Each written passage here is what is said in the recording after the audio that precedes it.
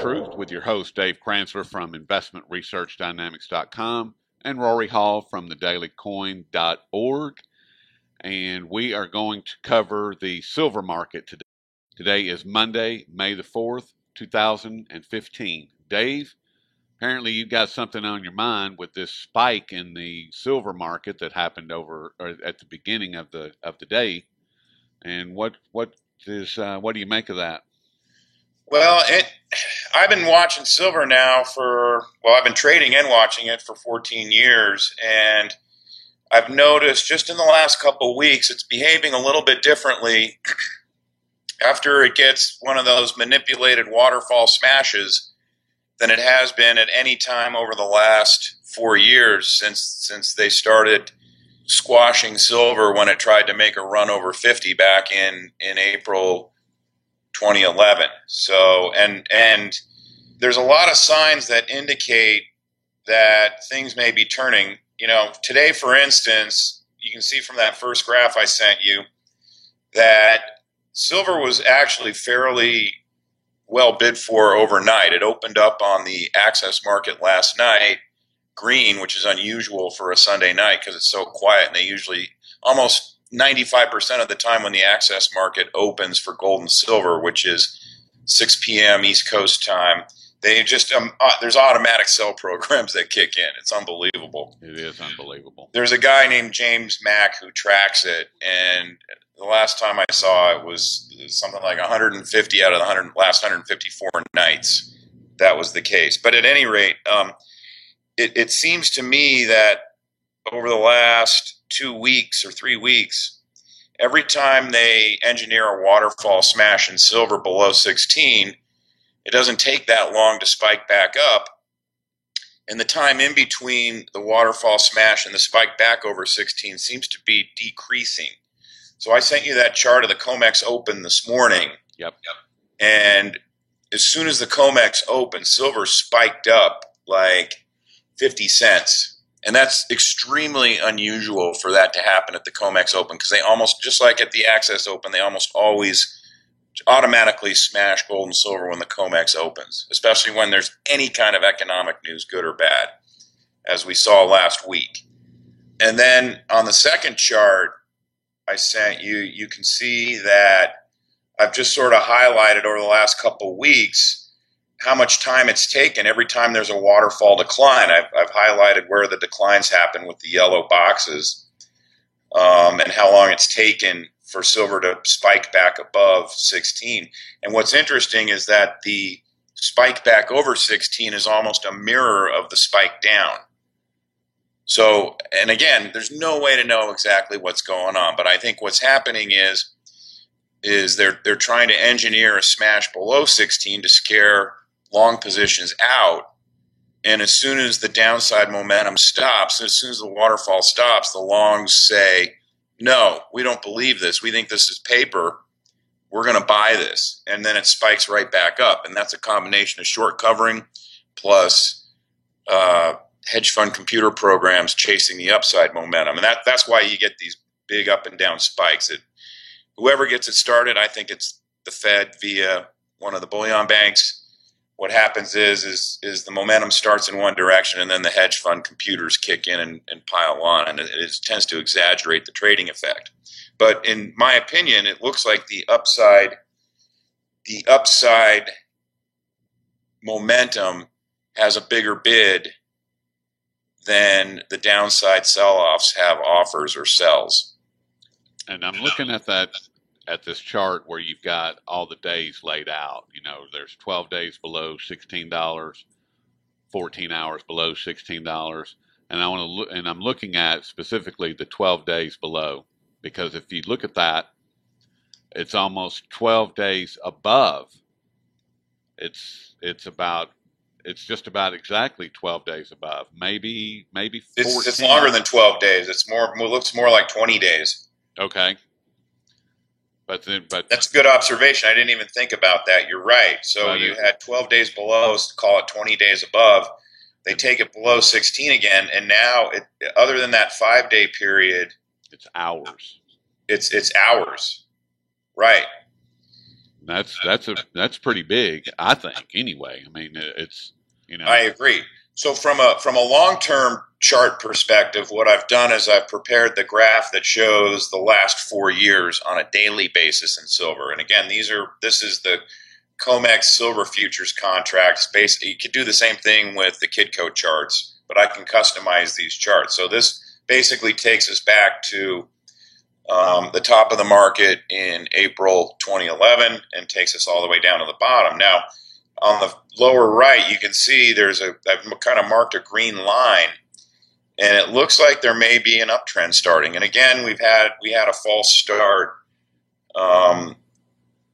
in 2013 in terms of whether or not there was going to be an uptrend. I didn't mark it, but you can kind of see it to the left of where the green line is. However, the third sort of bottom went below the middle bottom there, and so technically that would be considered an invalid bottom because the third low was a low that was below the middle low there. But then if you go to the far right where I have the green line, it almost looks like it's a little bit of a takeoff ramp there where you have higher lows with each successive sell-off. And again, the jury's out on that. I'm just pointing out what the chart is showing. It could be insignificant. On the other hand, it could be extremely significant. Now, what about that? I'm looking at that long-term chart back at Q4 through Q1 14, and you've got a triple bottom there also, and then all of a sudden in Q1 14 it shoots up,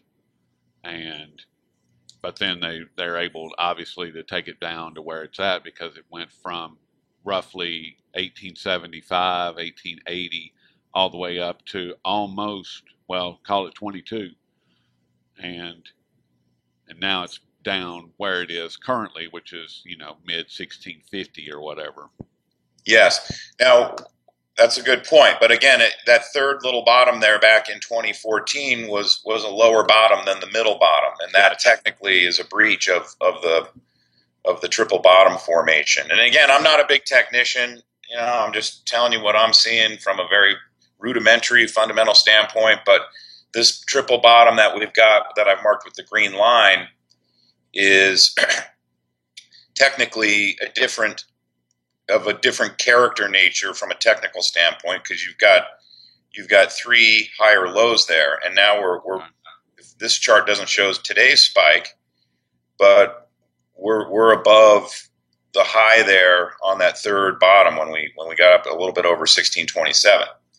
Now, again, since I'm not specifically a technical guy, I just want to talk about the fundamentals really quickly here, and that is when we interviewed James Turk, he was talking about gold being in backwardation in London. And last week he did an interview in which he said both gold and silver are in backwardation in London.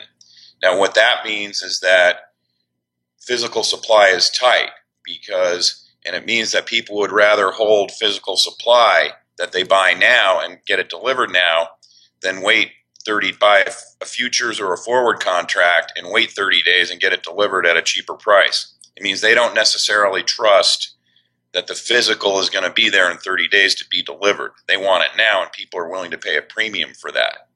Otherwise, an arbitrageur could short sell physical silver to someone right now and hold off delivery for 30 days and take delivery in 30 days at a cheaper price, which he locked in by buying the forward price today and capture the arbitrage profit.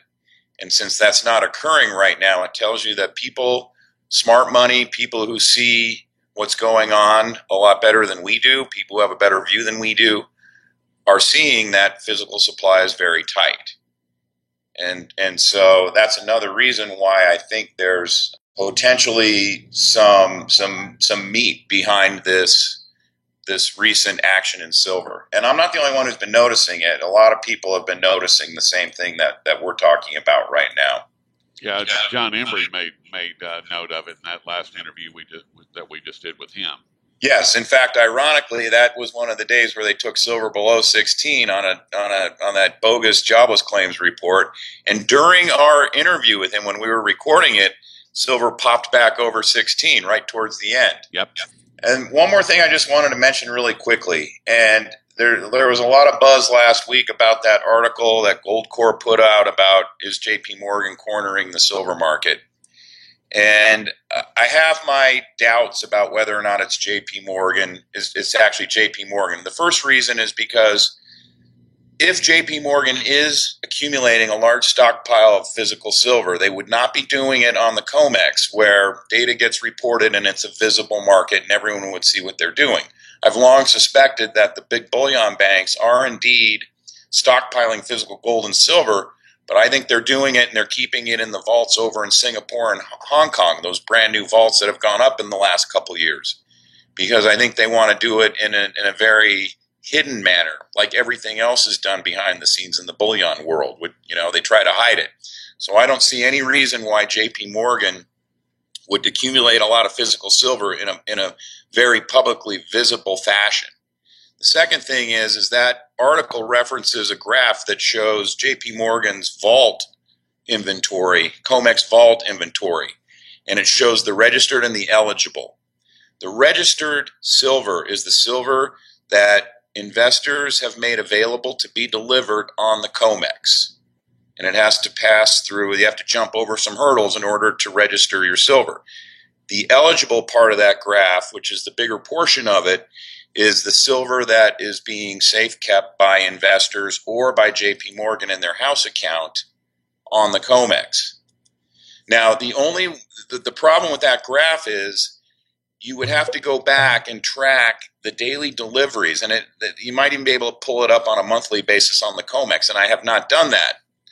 But you would have to track it on the delivery reports. It designates whether JP Morgan is taking delivery in its house account, which would be its own account, or its customer account, which is designated by a C. And that's the only way that we would know whether it's JP Morgan, the bank, that's taking delivery on a proprietary basis, or whether it's JP Morgan's customers who have gone long COMEX silver futures and have taken delivery on the COMEX in their own account.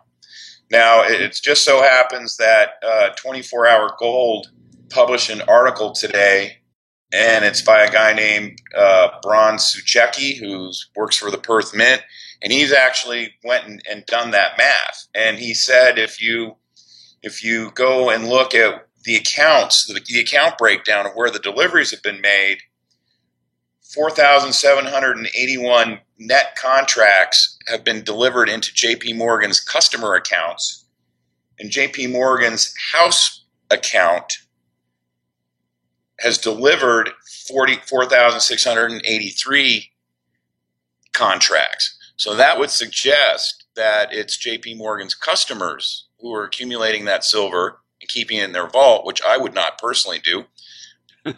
I would take delivery, but I wouldn't keep it in their vault. And it suggests that JP Morgan is the one who is shorted into these guys. So we got to be careful with articles like that. Again, Goldcorp could well be right about it. Based on this article that Suchecki published, it would suggest that it's not JP Morgan that's accumulating silver on the COMEX, and it also reinforces my conviction that JP Morgan would not accumulate silver on the COMEX. Rather, they do it out of the public's eye and do it discreetly and safe keep it over in the Asian vaults. It wouldn't make sense for them, as John Embry pointed out, it wouldn't make sense for JP Morgan to be purchasing physical silver in light of the fact that they have the biggest short position on the COMEX. Those run contrary to one another. Yes, that's correct. So anyway, that's all I have on this topic. I don't know if you have anything else to add. I will just say that earlier this year, I published an article on my blog, Investment Research Dynamics, in which I predicted that silver would be the best investment class for 2015. I still stand by that conviction that silver is going to be the best place to have your money in 2015. Now, is that for trading? Is that for physical? Or is that for buy it today, buy it on the next dip, buy it on every dip, and hold it and through the end of the year, or actually measure it from January 1st through the end of the year, silver will be the best performing asset. So for a 1-year holding period, but you can start accumulating it now. And I'm talking about physical silver. Unless you just want to trade it and index it, then you can use SLV. Well, I believe in physical myself. And I think that anybody that is listening to this, if you're not accumulating right now, then shame on you. So go get you some. All right, that's all I've got, Rory. Well, same here. So thank you for tuning in. And Dave will pick it up in a day or so and take it from there. That sounds great. All right, buddy. Have a good one. Bye. Bye-bye.